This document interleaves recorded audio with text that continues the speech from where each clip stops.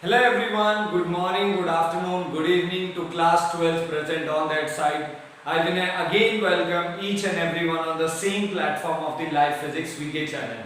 Students, as you all know that we are at the end stage of our current going chapter and the name of that current going chapter is alternate current.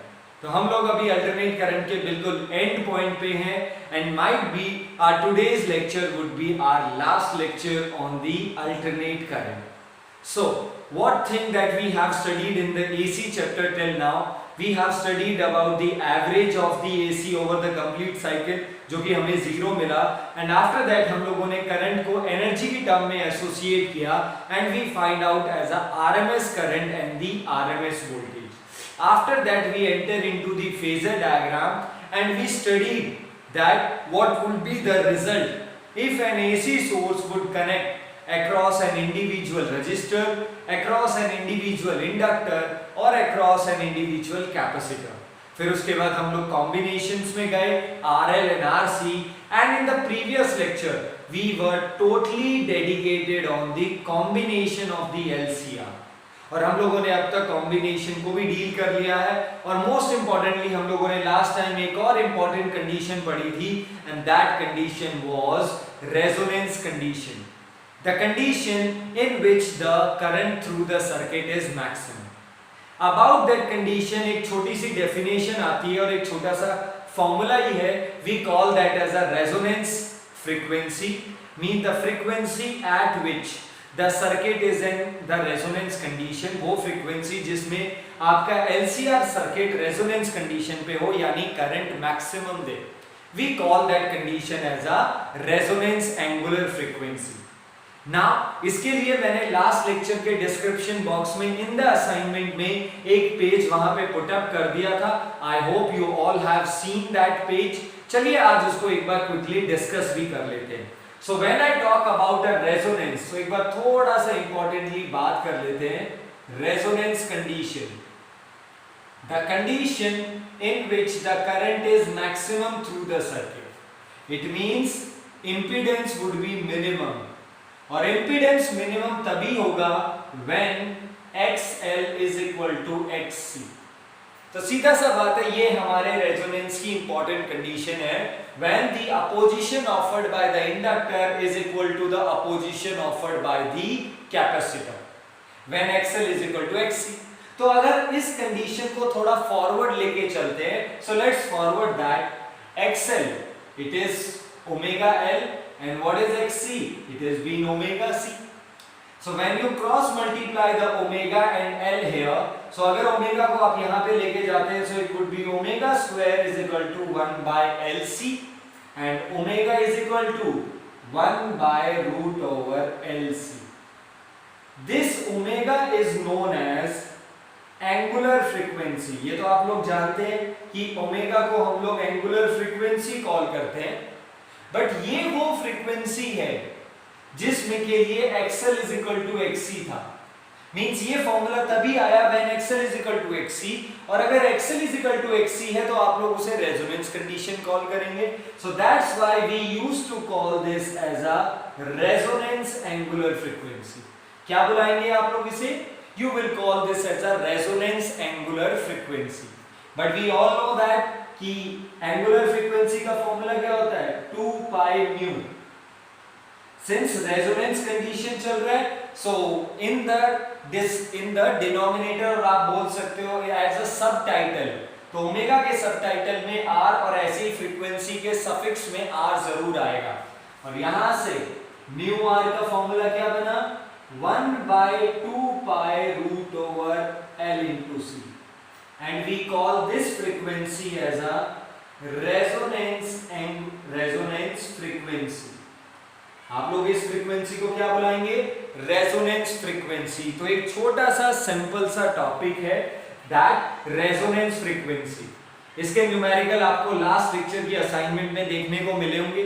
तो अगर आपके पास एक AC source और उसकी frequency given है, let's suppose 50 hertz, but in that numerical you are getting the information कि वो जो सर्किट है एलसीआर का वो रेजोनेंस पे है. और अगर ऐसा है तो अगर सर्किट रेजोनेंस पे है तो आप उस जो भी फ्रीक्वेंसी आपको गिवन है you will take that as a resonance and frequency.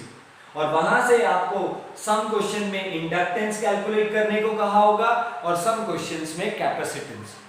So I hope आप लोग वो सारे न्यूमेरिकल कर चुके होंगे, but related to those numerical अगर आपके पास कोई क्वेरी या फिर कोई डाउट था तो आई थिंक इस टॉपिक ने उस क्वेरी और उस डाउट को क्लियर कर दिया हो. So the frequency associated with the AC source when it is in the resonance condition, उस फ्रीक्वेंसी को आप लोग क्या बुलाएंगे? Resonance frequency. Am I clear to that? Okay. So आज के लिए हमारा जो सबसे इंपॉर्टेंट टॉपिक है, ये तो चलो ऑब्वियस सी बात है रेजोनेंस कंडीशन से ही रिलेटेड था, एक छोटा सा सेक्शन. सो प्लीज इसे अपनी फेयर नोटबुक में ऐड जरूर करेंगे everyone. Now let's come back to the main topic for the today's lecture. आज के लेक्चर के लिए सबसे इंपॉर्टेंट मेन टॉपिक पे आते हैं, and that topic is power consumed, और you can say average power consumed.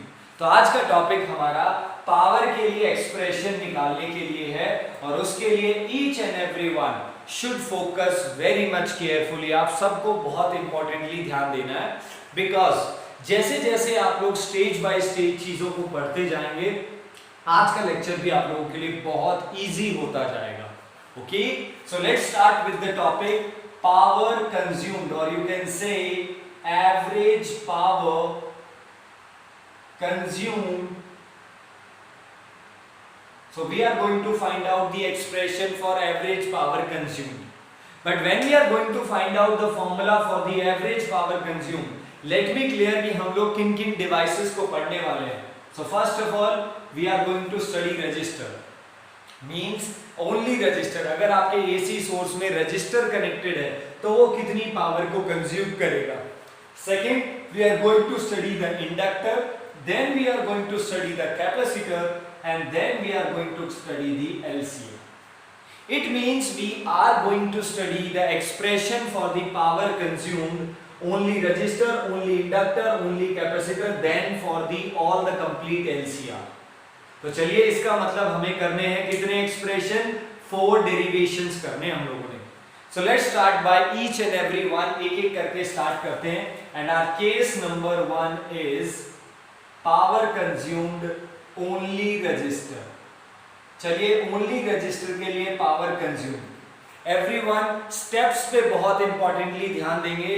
So before starting it मैं एक चीज क्लियर कर देता हूं, that whatever be the procedure of calculating the average power of register, you will see that the procedure for only inductor, only capacitor and the combination procedure लगभग आपका वैसा ही होने वाला है. So for that please carefully first expression को importantly ध्यान देंगे, and the first is only resistor. Means what we have a resistor of resistance R connected across an AC source E is equal to E naught sin omega t. Now we all are clear. ये अब तक यानी इस stage पे आके हम सब clear हैं. When a AC source is connected across resistor, तो अगर एक AC सोर्स को रजिस्टर के अक्रॉस कनेक्ट करते हैं तो आपको जो करंट मिलने वाला है, the current would be also in the same phase. ये चीज ऑलरेडी पहले प्रूफ हो चुका है, that the voltage and the current would be in the same phase when they are connected across the resistor. तो इसका मतलब हमारा करंट और वोल्टेज सेम फेज में होने वाले हैं. ओके, सो AC वोल्टेज, अल्टरनेट वोल्टेज कितना है? E is equal to E naught sin omega t, and current आपका अल्टरनेट करंट कितना है? It is your I naught sin omega t. Since current and voltage are in same phase, इस बात को सब याद रखेंगे. So now let for any instant किसी भी स्मॉल टाइम इंटरवल के लिए द पावर कितना होगा? It would be rate of doing work. ये तो आप सब जानते हैं. What is the power? Rate of doing work is known as power, यानी work done per unit time is known as power. But हम लोग यहाँ पे अभी के लिए स्मॉल टाइम इंटरवल के लिए निकाल रहे हैं, जिसे आप लोग दूसरी भाषा में स्मॉल टाइम के लिए निकाल रहे हो, तो आप लोग इसे क्या बुलाएंगे? You can call this as a instantaneous power. So the instantaneous power is dw by dt. So therefore dw is equal to p into dt. Am I clear for that? Since we all know that, since हम लोग जानते हैं power का formula क्या होता है, E into I. Power is equal to voltage into current ना, electricity chapter में पढ़ा था, P is equal to VI. तो हमारे लिए पावर का फॉर्मूला है E into I. तो what would be the small work done? It would be EI into dt, where E is equal to instantaneous voltage, which is equal to how much? E naught sine omega t, and where I is known as instantaneous current, whose value is I naught sine omega t, and dt would be as it is. Am I clear to that? So what would be the next solution? It would be E naught I naught sin omega t into sin omega t. It would be sin square omega t dt. Done? तो ये हमें small work done मिल गया. तो अब हमें अगर total power निकालनी है तो उसके लिए टोटल वर्क डन करना पड़ेगा. And for the total work done over the ones complete cycle, जब भी हम लोग एक साइकिल के लिए पढ़ेंगे, यानी कहां से कहां तक, 0 to t, तो एक साइकिल में कितना वर्क डन आपने किया. So to find out that total work done, we have to go with the integration. But integration के लिए आप लोगों को मालूम है, ये चीज मैंने आपसे पहले भी बात की थी, और यही same problem, the same problem we have faced in the RMS. जब हम लोगों ने RMS करंट का एक्सप्रेशन किया था, and you can go back and please check out that expression, हमें भी वहां पे इंटीग्रेशन में यही प्रॉब्लम मिली थी. What? The problem was sin square theta, जो हमारे लिए एक मेन प्रॉब्लम फैक्टर था, क्योंकि हमारे पास साइन स्क्वायर का इंटीग्रेशन थोड़ा सा डिफिकल्ट जाता है. तो हम लोगों ने सॉल्यूशन क्या निकाला था, we use the trigonometry function cos 2 theta. So cos 2 theta का फॉर्मूला क्या होता था, 1 माइनस 2 साइन स्क्वायर थीटा, और यहां से आपको साइन स्क्वायर थीटा का एक एक्सप्रेशन मिला था, which was 1 minus cos 2 theta divided by 2. This was the mathematical expression of the trigonometry that we used earlier. और यहाँ पे भी वापस से यही यूज करेंगे. तो आप लोग sin square theta को क्या लिख सकते हो, 1 minus cos 2 theta by 2. तो हमारे पास dw क्या आएगा, so dw would be E naught I naught. Carefully, it is E naught I naught. sin square को क्या लिख सकते हैं, 1 minus cos 2 omega t divided by 2 into dt. Am I clear? Or you can also write dw as a E naught I naught by 2 bracket 1 minus cos 2 omega t dt. Am I clear with the equation number 1? हमारा equation number 1 clear हुआ. We got the small work done for the given time interval. Given time के लिए हमें small work done मिल गया. तो please आप help कीजिए. Net work done over complete cycle. तो कंप्लीट साइकिल के लिए आपको कितना वर्क डन करना पड़ेगा फॉर द कंप्लीट साइकिल. तो we have to go with the integration of small work done from where to where, 0 to t. Complete cycle ना, तो और कंप्लीट साइकिल के लिए आपका जो टाइम होगा वो 0 से लेके कैपिटल T, जिसे आप टाइम पीरियड कॉल करते हो. So please go with the integration 0 to t.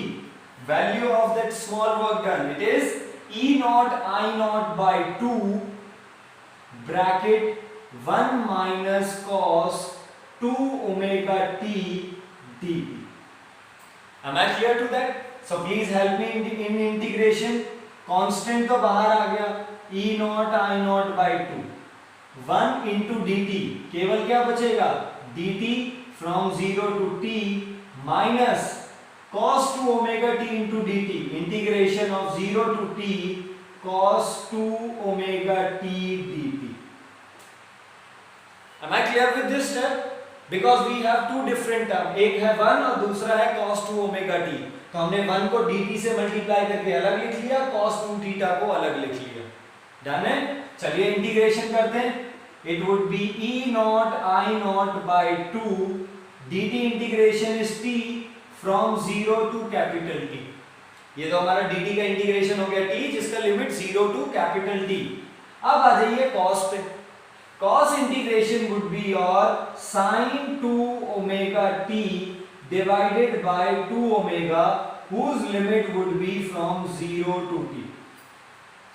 तो आपका sin 2 ओमेगा t और जिसकी लिमिट जाएगी आपकी कहां से कहां तक, 0 से लेके t तक. अब मैं यहां पे आप लोगों से एक छोटा सा शॉर्टकट और एक छोटी सी डायरेक्ट रिलेशन वाली बात मैं शेयर करना चाहूंगा. And that direct relation you can importantly आप इसे यूज कर सकते हैं फिजिक्स के अंदर, नॉट इन मैथमेटिक्स. तो जैसा कि आप लोग देख पा रहे हो कि हमारे पास एक इंटीग्रेशन आ रहा है 0 से लेके t का cos 2 ओमेगा t dt. और अगर आप इसका इंटीग्रेशन करते हो sin 2 omega t by 2 omega और फिर अगर आप इसकी लिमिट रखते हो कहां से कहां, 0 से t का, आपका फाइनल आंसर 0 आएगा. Your final answer would be 0. Similarly 0 to t sin 2 omega t, इसका भी अगर आप इंटीग्रेशन करते हो 0 से t, उसका भी आंसर आपका 0 आएगा. एक छोटा सा डायरेक्ट रिलेशन है जो मैं आप लोगों के साथ शेयर और आप लोगों को प्रेफर करना चाहूंगा, और वो डायरेक्ट रिलेशन ये है दैट cos 2 ओमेगा t का इंटीग्रेशन और sin 2 ओमेगा t का इंटीग्रेशन कहां से कहां तक, कंप्लीट साइकिल के लिए इन दोनों फंक्शंस का इंटीग्रेशन का फाइनल आंसर 0 आता है. आप चाहें तो आप इसे ट्राई करके देख सकते हैं. ओके तो हम लोग इसे एज अ मैथमेटिकल टूल की तरह यूज करेंगे. रिमेंबर क्लास 11th में हम लोग पढ़ते थे मैथमेटिकल टूल्स. मींस हम लोग मैथमेटिक्स के कुछ रिलेशंस, कुछ फंक्शंस, कुछ रिजल्ट्स को यहां पे डायरेक्टली यूज कर सकते हैं. And you are also allowed to use this directly. तो आपको बिल्कुल अलाउ है कि आप इन दोनों रिलेशन को डायरेक्टली यूज कर सकते हो. जैसे आप ये यूज कर रहे हो, आप cos 2 थीटा को directly 1 minus 2 sin square theta use कर रहे हैं. हमें ये एक्सप्लेन करने की जरूरत नहीं है यहाँ पे कि ये फॉर्मूला कहां से आया, बिकॉज हम इसे मैथमेटिकल टूल की तरह यूज कर रहे हैं. तो बट अगर आप ये यूज कर रहे हो, जैसे sin square थीटा को आपने इससे रिप्लेस किया, तो आपको सबसे पहले वो चीज वहां पे लिख के टीचर को बताना पड़ेगा कि सर ये कुछ इस तरीके से वर्क कर रहा है. Similarly if you want to use this directly, if you want, मैं आपके साथ कह रहा हूं अगर आपकी इच्छा है, ये आपका चॉइस है, आप चाहो तो डायरेक्टली यूज कर सकते हो. बट अगर आप डायरेक्टली यूज कर रहे हो, जैसे cos 2 ओमेगा t है 0 से t, इसका इंटीग्रेशन 0 आएगा, आप डायरेक्टली यूज कर सकते हैं. But when you are using directly तो आपको सिंस करके रीजन देना पड़ेगा साइड में. Since cos 2 omega t 0 to t integration is 0, आप लिख से अगर आप ये कंडीशन लिखते हैं साइड में सिंस करके, आप डायरेक्टली यूज कर सकते हो.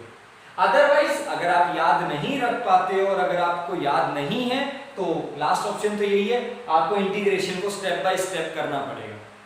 देखो ये इसलिए अलाउड है because we are not working on mathematics. हम मैथमेटिक्स के ट्रिग्नोमेट्री न्यूमेरिकल्स नहीं कर रहे हैं कि हमें स्टेप बाय स्टेप चाहिए. तो अगर किसी चीज का हमें सॉल्यूशन डायरेक्ट मालूम है तो हम लोग उसको डायरेक्टली यूज कर सकते हैं. ओके सो आई होप ये स्टेप क्लियर हुआ. 0 to t cos 2 omega t integration 0 होता है और sin 2 ओमेगा t का भी 0 to t 0 ही होता है. आप एक बार ट्राई करके देख सकते हैं, क्रॉस चेक कर सकते हैं कि सर ने क्या सही बताया है नहीं बताया. तो ये हमारा आंसर 0. तो हमारा total work done E not I not by 2, इसकी लिमिट रखेंगे upper limit minus lower limit. पहले अपर लिमिट फिर 0 और ये तो 0 था ही. तो आपका नेट वर्क डन कितना हुआ, E not I not by 2 into t. This is your total work done. ये आपका टोटल वर्क डन है किसका, वन कंप्लीट साइकिल का. तो average power of one cycle, एक साइकिल में आपने कितनी पावर कंज्यूम की. तो पावर का formula work done of one cycle divided by time of one cycle, और वन साइकिल के टाइम को ही क्या बुलाते हैं, टाइम पीरियड. तो एवरेज पावर कितनी हुई, वर्क डन अपॉन टाइम. तो एक साइकिल का work done E not I not t by 2 divided by एक साइकिल का टाइम. तो आपके लिए एवरेज पावर का फॉर्मूला क्या आया, half E naught I naught. So the average power consumed by only register in one cycle. एक cycle में अगर आप रजिस्टर कनेक्ट करते हो तो आपकी कितनी पावर कंज्यूम होगी? It is half E naught I naught, where E naught stands for the peak voltage and I naught stands for the peak current. Done है? चलो इसे थोड़ा सा और मॉडिफाई करते हैं.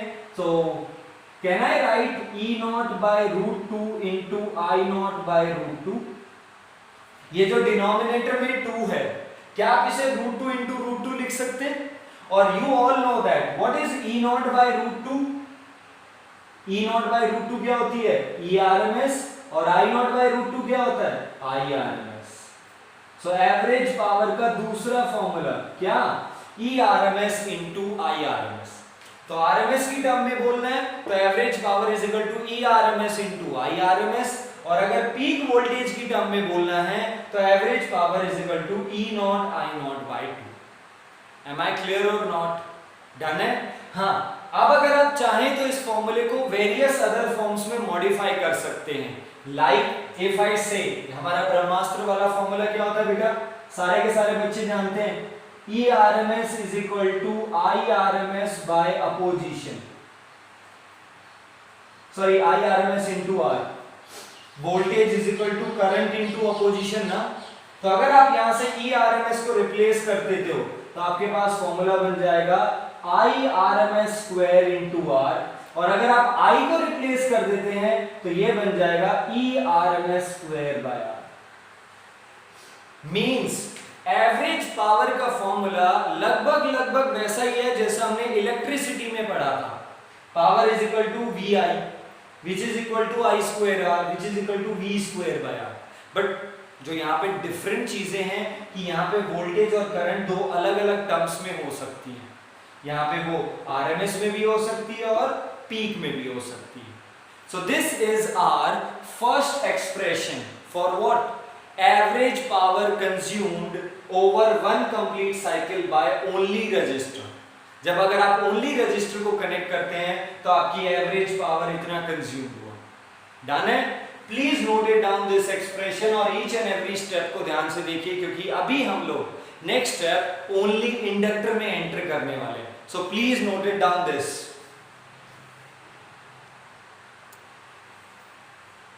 Okay students, so we have seen what is the average power consumed by the only resistor. Now it is being the second device जिसका turn है. The case number 2 when we are going to study only inductor. Okay, तो चलिए अपने diagram को बदलते हैं and check out कि inductor आने से हमारे पास क्या क्या चेंजेस आने वाले हैं. So we have an AC source which is connected across an inductor of self inductance L.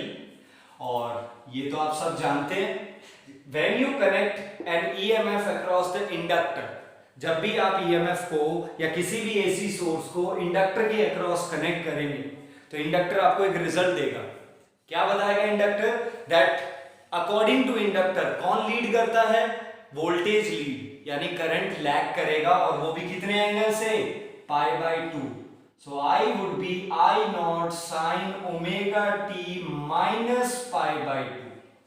ये हमारे करंट का एक्सप्रेशन जो हम ऑलरेडी पहले ही वेरीफाई कर चुके हैं.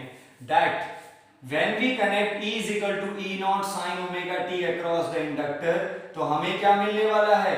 I naught sin omega t minus pi by 2. हमें ये एक्सप्रेशन मिलने वाला है. अब हमें इसकी पावर निकालनी है ओवर वन कंप्लीट साइकिल.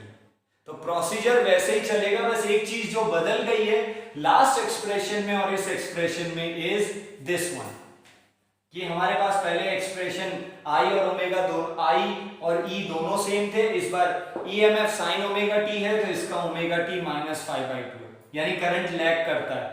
तो हमारे लिए instantaneous power is equal to small work done per unit time. तो आपके लिए स्मॉल वर्क डन कितना आया? EI/dt. आई थिंक यहां तक सेम है. अब थोड़ा फॉर्मेट बदलेगा. Call the value of EMF that you are providing. Instantaneous EMF क्या है? E naught sin omega t. और करंट कितना है? I naught sin omega t minus pi by 2 dt। Clear? अब यहां से एक छोटा सा काम करना है आपको। Let's take the negative sign out of the, negative sign को साइन ट्रिग्नोमेट्री फंक्शन के बाहर ले लीजिए, क्योंकि आप लोग सब जानते हैं साइन ऑफ माइनस एक्स क्या होता है, माइनस साइन एक्स।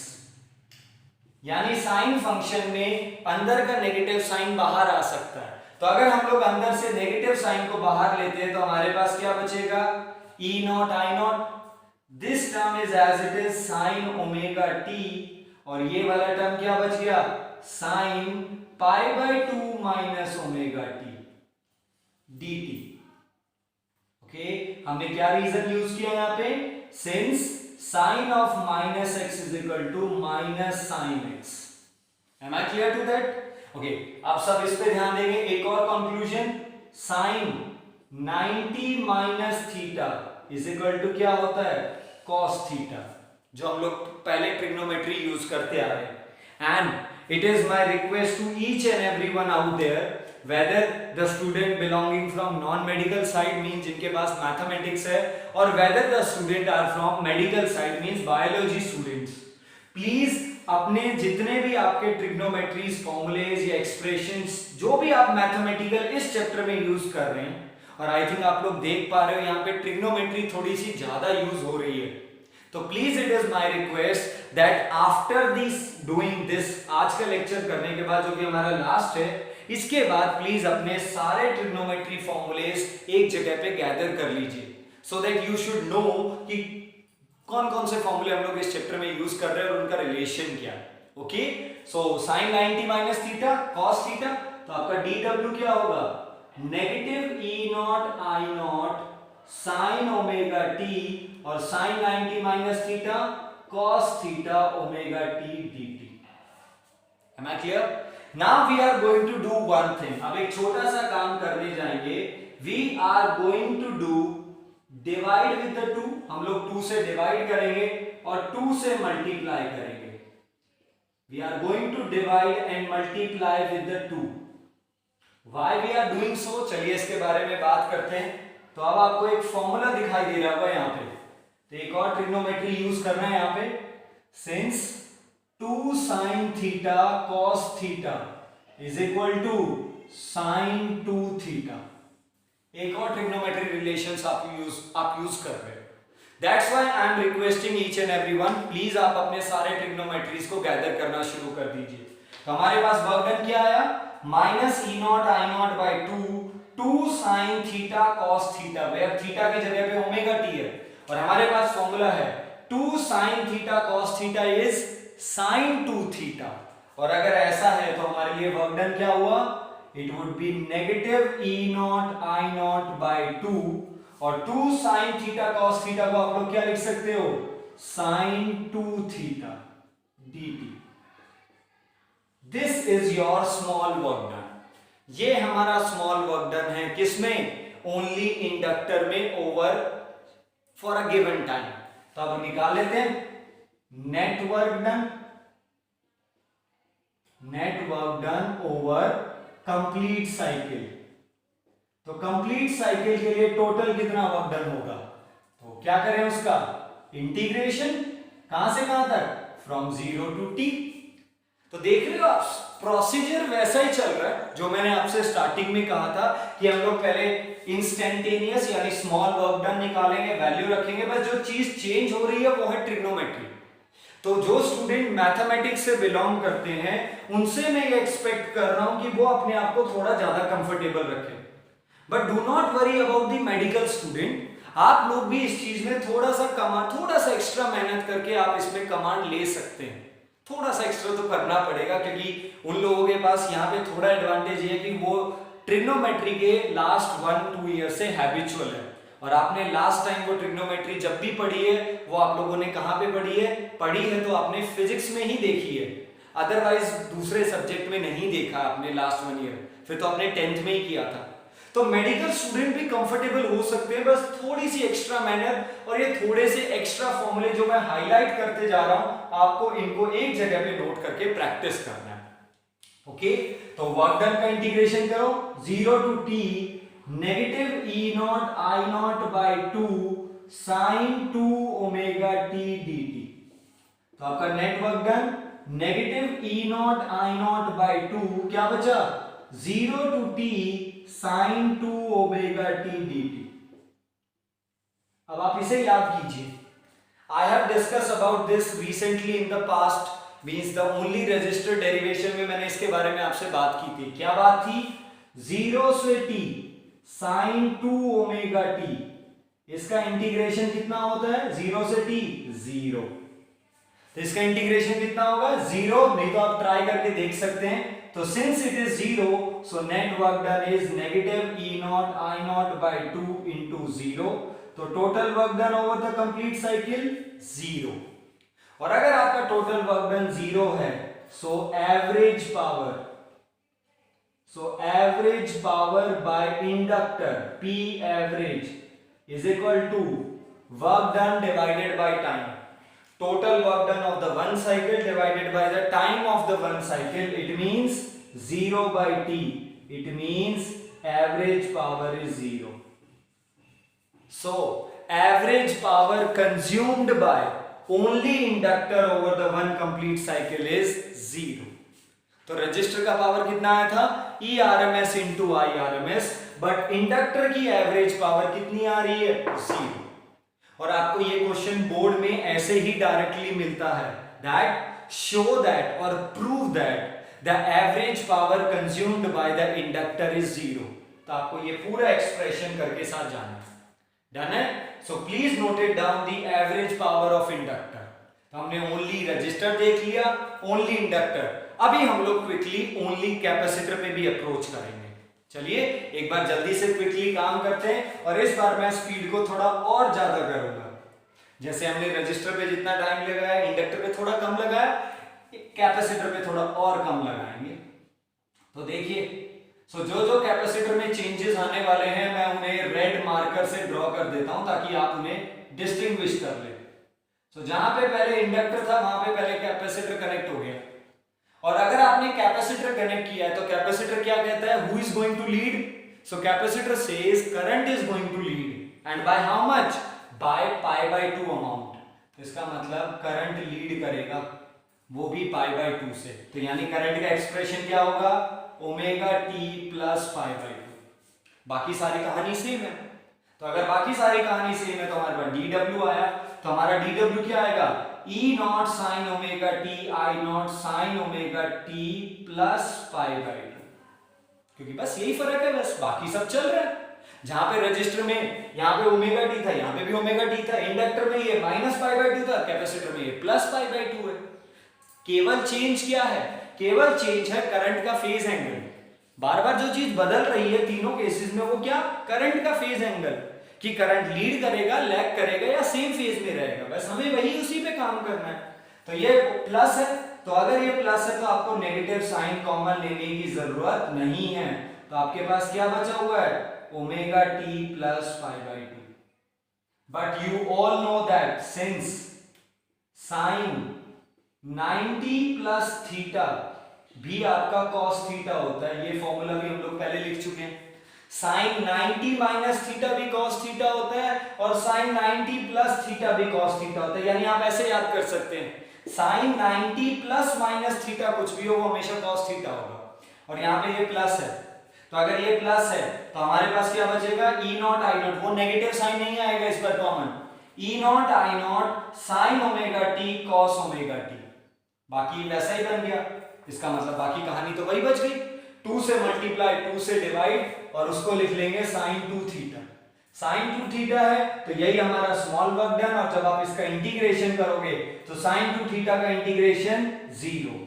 तो एवरेज, और यू कैन से total work done over the complete cycle by the only capacitor is 0।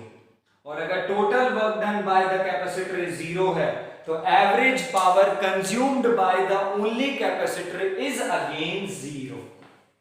Same derivation आपके सामने, लॉजिक आप पॉइंट को समझ पा रहे हैं। दैट पॉइंट इज, जो चीज आपको पिक करनी है वो है उनके प्रीवियस रिजल्ट। और मैं आपके साथ स्टार्टिंग से बोल रहा था कि ओनली रजिस्टर क्या करता है, ओनली इंडक्टर क्या करता है, ओनली कैपेसिटर क्या करता है। ये जो ओनली के कंक्लूजन्स है ना, यही आपको कॉम्बिनेशन पढ़ने में हेल्प कर रहे थे, weather it is RL, whether it was RC और वेदर इट वाज एलसीआर, चाहे वो किसी भी केस में हो, एक्सएल ग्रेटर देन एक्ससी और एक्ससी ग्रेटर देन एक्सएल हो या रेजोनेंस हो, कुछ भी हो, आपके ओनली वाले ही रिजल्ट आपको हेल्प करते हैं कि रजिस्टर क्या करता है, इंडक्टर क्या करता है और कैपेसिटर क्या करता है। यही काम हम लोगों ने पावर पे अप्लाई किया। So am I clear? I think मेरा थर्ड केस थोड़ा जल्दी भी हुआ है, बट मैं होपफुली ये सजेस्ट और ये चीज आप लोगों से एक्सपेक्ट कर रहा हूं कि ओनली कैपेसिटर आपको समझ में आ गया होगा। बट आपको please let me tell you each and every one, you have to do all the three individual derivations separately. Only resistor भी आपको करना है, only इंडक्टर भी और only कैपेसिटर भी, ठीक है। और अब तो मैं आपसे रिक्वेस्ट करूंगा, अगर आप लोगों ने इन्हें देखा है तो ओनली रजिस्टर में थोड़ी सी हेल्प चाहिए, इंडक्टर कैपेसिटर जब ये आए तो इन्हें खुद से करने की कोशिश कीजिए, because it will make you more confident while dealing with the expression for the power. Done है? So with that note and with this point, we have done all the onlys. सारे only single हो गए. Now it is being the turn of the last point. तो अब हमारा last LCR का turn है. But before that turn, please only capacitor को भी आप लोग एक बार throughout view कर लीजिए ताकि आप लोगों को समझ में आ जाए. So please first of all view and note down the only capacitor power. Okay everyone, so since we have discussed about all the three devices individually, means how much power they are going to consume, तो हमें पता चला register consume करता है but inductor का power 0 और capacitor का power वो also being 0.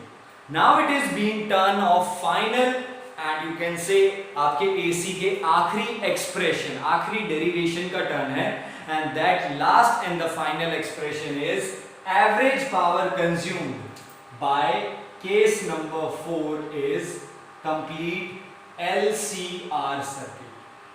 अगर हमारे पास complete LCR circuit है तो हम लोगों के पास क्या हो? ओके, तो चलिए इसके बारे में बात करते हैं. So we have L, we have C and we have R. All are connected in series across an AC source. E is equal to E naught sin omega t. Done है? LCR. Now we all are familiar. अब हम सबको मालूम है कि अगर हमारे पास E is equal to E naught sin omega t है तो हमारा जो करंट मिलेगा that I would be I naught sin omega t plus phi और it can be omega t minus phi. यानी जो आपका करंट है वो phi एंगल लीड कर सकता है. तो ये तो आप जानते हैं. आपका जो I है वो I not sine omega t plus phi, यानी करंट फाई एंगल से लीड करे. तो करंट लीड करवाना ये किसका नेचर था? ये कैपेसिटर का नेचर था. तो ये तब होगा when XC is greater than XL. I is equal to I naught sin omega t minus phi. It indicates that your current is lagging with respect to the EMF by phi angle. Phi angle से आप lag कर रहे हो. और अगर आप lag कर रहे हो यानी करंट लैग कर रहा है, इट मींस EMF लीड कर रहा है, जो कि किसका नेचर है? जो कि इंडक्टर का नेचर है. ये तब होगा when XL is greater than XC. तो हमने कहा है it is LCR circuit. It is not being mentioned whether XC is greater than XL or whether XL is greater than XC. हाँ, अगर दोनों इक्वल हो गए तो आपका I is equal to I naught sin omega t just only when XL is equal to XC. ये तो आपको मालूम है ना, तीसरा केस. तो इसका मतलब LCR में करंट का इक्वेशन तीनों में से कुछ भी हो सकता है. प्लस फाई, माइनस फाई और फाई की वैल्यू 0 भी हो सकती है. जिसमें आप रेजिस्टिव नेचर हो ये तब होगा जब इंडक्टिव नेचर है, ये तब होगा जब कैपेसिटिव नेचर है. तो कुछ भी हो सकता है. तो हम यहाँ पे कोई भी एक्सप्रेशन बना सकते हैं. तो चलिए मैं प्लस वाले एक्सप्रेशन को लेके चलता हूँ. For an example, if you want to do the practice, अगर आप अपना प्रैक्टिस करना चाहते हैं तो आप आई का एक्सप्रेशन माइनस में भी लेके जा सकते हैं. It is not problem, not at all problem. ठीक है, तो इस टर्म को याद रखेंगे. तो मैं प्लस लेके चल रहा हूँ फॉर माई सॉल्यूशन. मैं अपनी डेरिवेशन के लिए I is equal to I naught sin omega t plus phi, but मैंने यहाँ पे मेंशन कर दिया है it can be plus phi, it can be minus phi. Plus minus दोनों हो सकते हैं, वो डिपेंड करता है कि किसका नेचर ज्यादा है. किसका नेचर? डोमिनेंस में, whether it is inductive dominance और whether it is capacitive dominance. But कुछ भी हो सकता है, तो हम यहाँ पे रैंडमली लेते हैं। सो फॉर वोल्टेज, हम लोग वोल्टेज कितना दे रहे हैं? E is equal to E naught sin omega t, and therefore हमें करंट कितना मिला? Let current is I naught sin omega t plus phi। मैंने ये ले लिया, मैं ये मान के चल रहा हूं, I am assuming that let xc is greater than xl।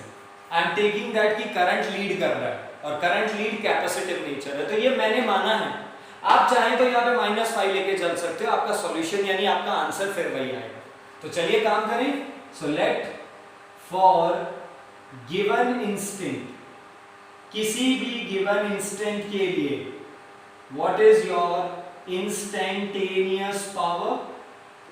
So instantaneous power क्या होगा? P is equal to dw by dt। so thus dw is equal to P into dt। but since we all know that P is equal to instantaneous power is equal to instantaneous voltage into instantaneous current, यही हमारे E और I, तो हमारे लिए dw क्या होगा? ei dt, where the value of E is E naught sin omega t and the value of I is I naught sin omega t plus phi। ये मैं assume कर रहा था क्योंकि मैंने ये कंडीशन मानी है, ओके, dt। तो चलिए इसको सॉल्व करें। सो dw is equal to E naught I naught sin omega t sin omega t plus phi dt। Okay, तो ये टर्म हम लोगों ने यहाँ पे काम करना शुरू कर दिया। और यहाँ पे एक छोटा सा काम फिर से करेंगे, 2 से मल्टीप्लाई और 2 से divide. Why I have done so? हम लोगों ने ऐसा इसलिए किया क्योंकि इस बार हमारे पास जो एक्सप्रेशन बना है वो इस चीज का फॉर्मूला बन गया, sine A, this is sine something A into sine B. हमारा जो लास्ट फॉर्मूला था उसमें क्या था? 2 साइन थीटा कॉस थीटा, वो बन रहा था, इसलिए हमने 2 से मल्टीप्लाई डिवाइड किया।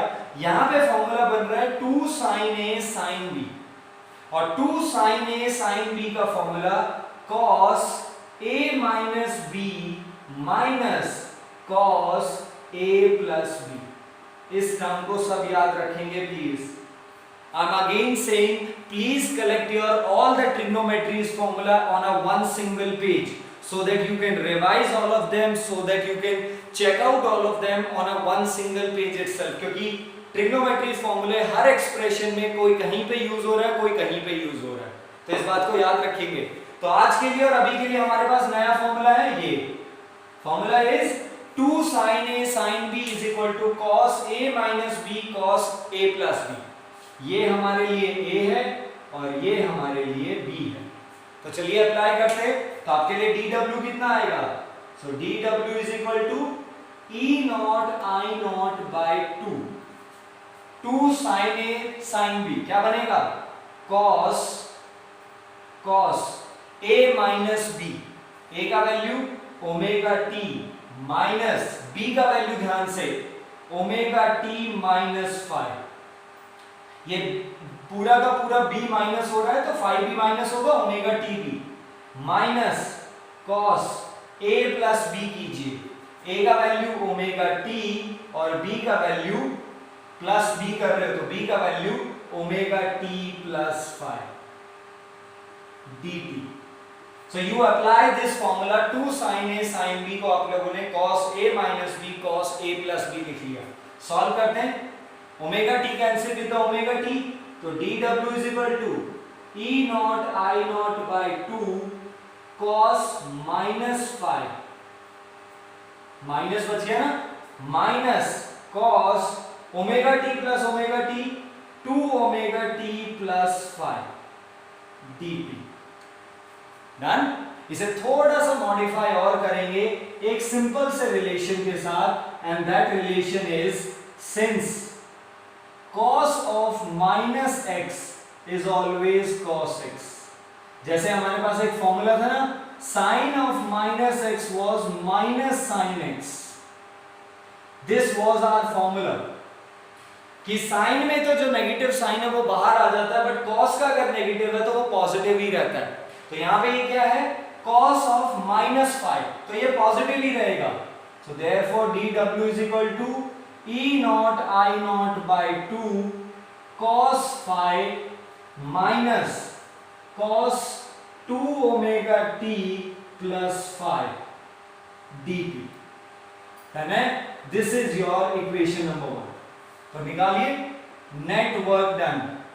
हमारा प्रोसीजर बेटा please every time 1 complete cycle. So हमारा प्रोसीजर हर बार सेम है जैसा हम लोग करते आए हैं। क्या प्रोसीजर सेम है कि वह पहले इंस्टेंटेनियस पावर के लिए स्मॉल वर्क डन निकालना है और फिर उसके लिए नेट वर्क डन, यानी कंप्लीट साइकिल का। So what we have to do, we have to do the integration 0 to t, please value लिखना 0 to t e naught I naught by 2 cos phi minus cos 2 omega t plus phi dt. Done? Take the constant terms out of the integration. तो constant term को integration से बाहर करेंगे। e naught I naught by 2, हमारे पास दो term है यहाँ पे, टर्म नंबर 1, टर्म नंबर 2। तो पहली टर्म क्या बचेगी, cos phi dt 0 to t, और second term 0 to t cos 2 omega t plus 5 dt। Done है। सबसे पहले everyone please focus on this term. इस टर्म पे सारे के सारे स्टूडेंट फोकस करेंगे, that it is the integration of again cos 2 omega t। हाँ, उसके साथ कुछ ऐड जरूर है, but phi means phase difference, जो कि कांस्टेंट होता है। मान लीजिए करंट और वोल्टेज में फेज का डिफरेंस 30 डिग्री बन रहा है, तो वो 30 रहेगा, वो टाइम के रिस्पेक्ट में नहीं बदलने वाला। तो फाई कांस्टेंट है, और अगर फाई कांस्टेंट है तो इस टर्म का इंटीग्रेशन 0 से t cos 2 omega t plus 5, इसका इंटीग्रेशन फिर से 0 हो जाएगा। Otherwise if you want to try in the rough, अगर आप ट्राई करना चाहते हैं रफ में तो आप ट्राई करके देख सकते हैं।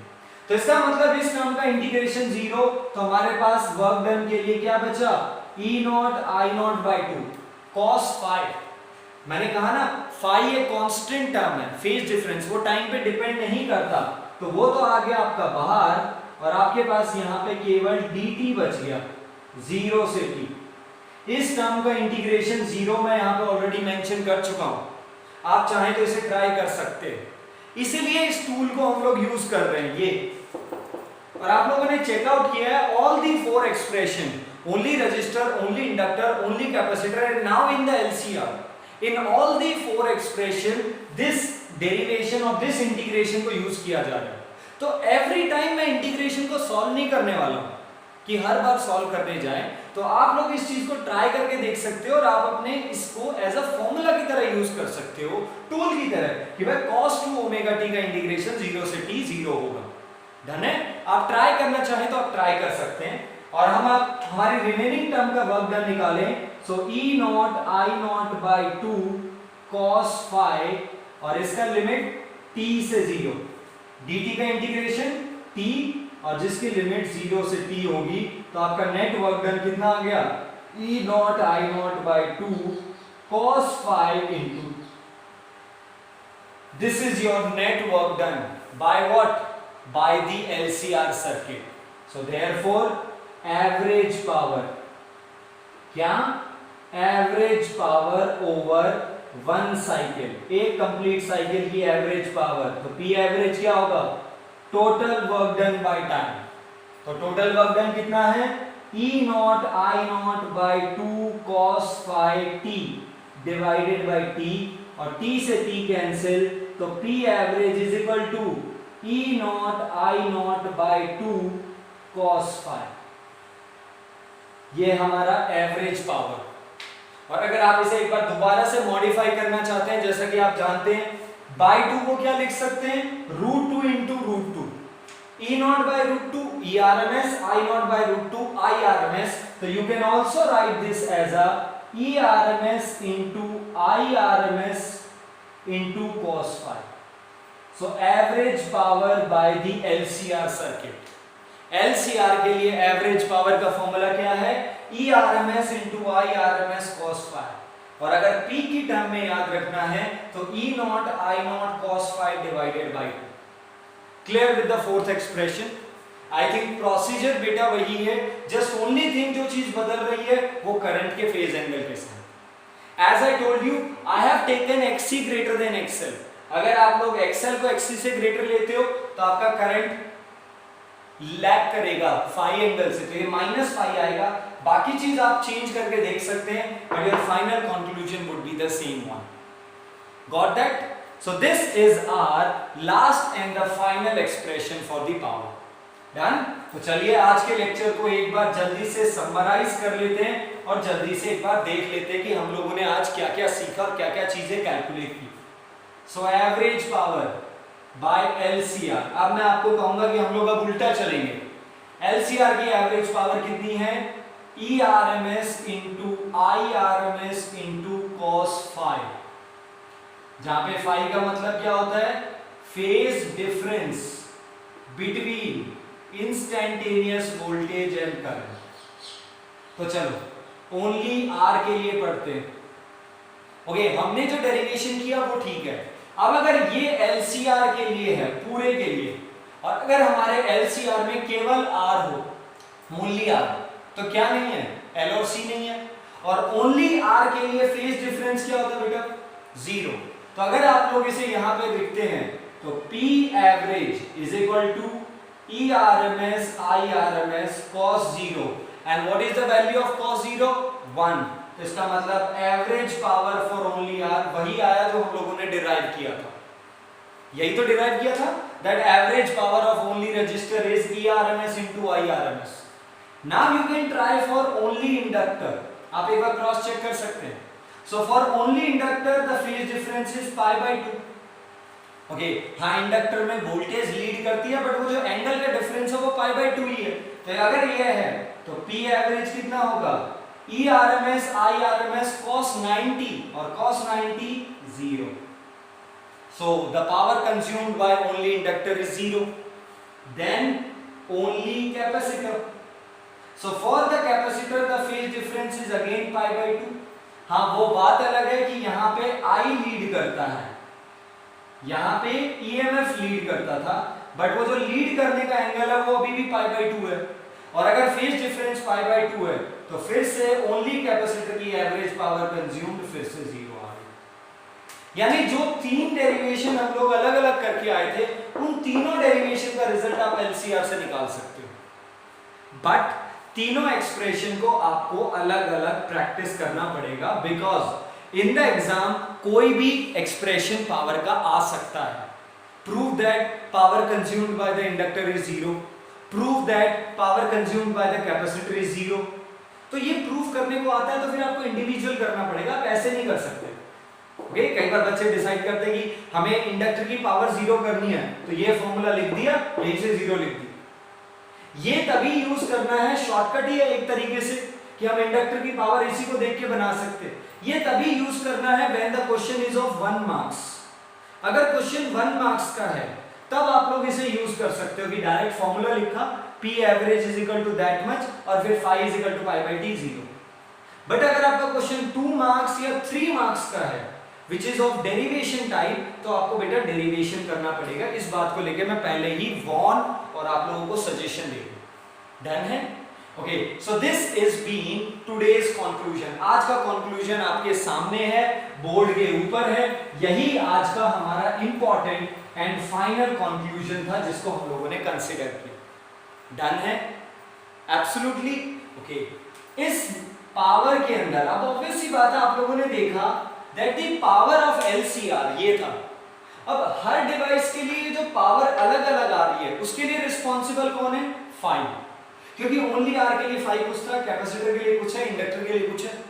और इस फाई की वजह से ये जो cos फाई की वैल्यू आई है ना, ये जो cos फाई है, ये एक ऐसा फैक्टर है जो पावर को डिसाइड करेगा। इसी की वजह से पावर डिसाइड हो रही है। किसी में ERMS IRMS, किसी में 0, अगले में भी 0। तो यही आपका डिसाइडिंग फैक्टर है, इसीलिए इसका दूसरा नाम पावर फैक्टर बुलाया जाता है, जो मैंने लास्ट लेक्चर में आपसे डिस्कस किया था।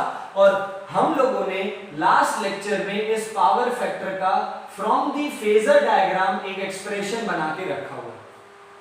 यही है वो पावर फैक्टर टॉपिक जो इस साल हमारे सिलेबस से हटा दिया गया। बट फिर वही बात, पावर फैक्टर कॉन्सेप्ट हटा है, पावर फैक्टर नहीं पढ़ना, बट पावर तो पढ़नी पड़ेगी ना, पावर तो पढ़ेंगे, चाहे only R, only L, only C. ये तो वैसा ही हो गया जैसे सीरीज और पैरेलल कनेक्शन ऑफ इलेक्ट्रिसिटी। मैं बार बार इस टर्म को समझा रहा हूं कि आपको सीरीज पैरेलल ऑफ इलेक्ट्रिसिटी हटा दी, बट इसका मतलब ये थोड़ी है कि आप लोग सीरीज पैरेलल ऑफ सेल ही नहीं पढ़ोगे। क्या रीजन दोगे? सर सीरीज पैरेलल हटा दिया तो हम सेल का क्यों पढ़ेंगे, क्योंकि वहां तो सीरीज पैरेलल आता है। इसका मतलब क्या ये होगा कि आप व्हीटस्टोन ब्रिज नहीं करेंगे या मीटर ब्रिज नहीं करेंगे? क्या आप गैल्वेनोमीटर के कन्वर्जन नहीं करोगे जहां पे हमें शंट को पैरेलल में या फिर वोल्टमीटर बनाने के लिए सीरीज में? नो, सीरीज पैरेलल हटाया तो इसका मतलब वो कह रहा है कि वहां का टॉपिक हट गया। बट फॉर्चुनेटली सीरीज और पैरेलल आगे भी कंटिन्यू है। तो इसका मतलब ये नहीं कि पूरी 12th क्लास से जहां जहां सीरीज पैरेलल का लॉजिक यूज किया जाता है आप हटा दोगे। सेम यहां पे है। चलो पावर फैक्टर की डेफिनेशन हटा दी, वो एक छोटा सा टॉपिक था जो हम लोगों ने कल किया, but it does not mean कि अगर पावर फैक्टर हट गया तो आप एलसीआर की पावर नहीं पढ़ोगे। ये तो वही हो गया ना, सीरीज पैरेलल हट गया इसका मतलब हम लोग सेल ही नहीं पढ़ेंगे, सीरीज पैरेलल नहीं होगा बेटा ये। तो that's why I think cos phi यानी पावर फैक्टर कोई रीजनेबल हाई लेंथ या फिर कॉम्प्लिकेटेड टॉपिक नहीं है अकॉर्डिंग टू मी, और हम लोगों ने उसे पढ़ भी लिया।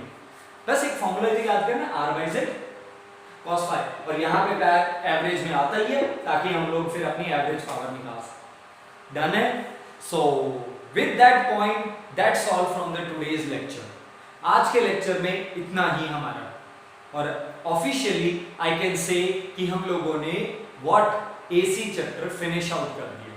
सो our AC chapter has been done. हाँ, रेफरेंस बुक्स में और आपके क्या कहते हैं NCERT में आपको यहाँ पे एक और टॉपिक मिलेगा, transformer.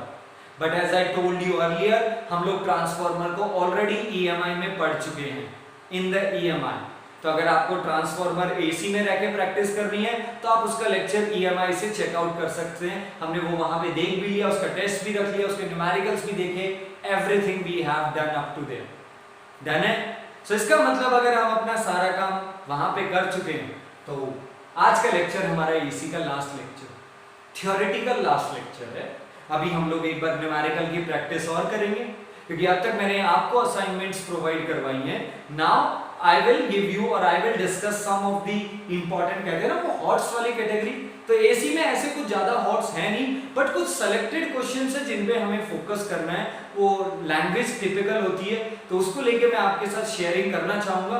But before that everyone must complete their all the lectures. So lecture wise ये हमारा लास्ट है। एक छोटी सी डेफिनेशन है क्वालिटी फैक्टर, क्यू फैक्टर, उससे बस केवल न्यूमेरिकल आता है, तो उसे मैं आपके नेक्स्ट लेक्चर न्यूमेरिकल के साथ ही रखना पसंद करूंगा, क्योंकि जब हम न्यूमेरिकल करेंगे तभी हम उस डेफिनेशन को और उस फॉर्मूले को वहीं पे करेंगे। Okay, so officially derivation wise now I can conclude that AC is being finished. तो अब हमारा AC डन है।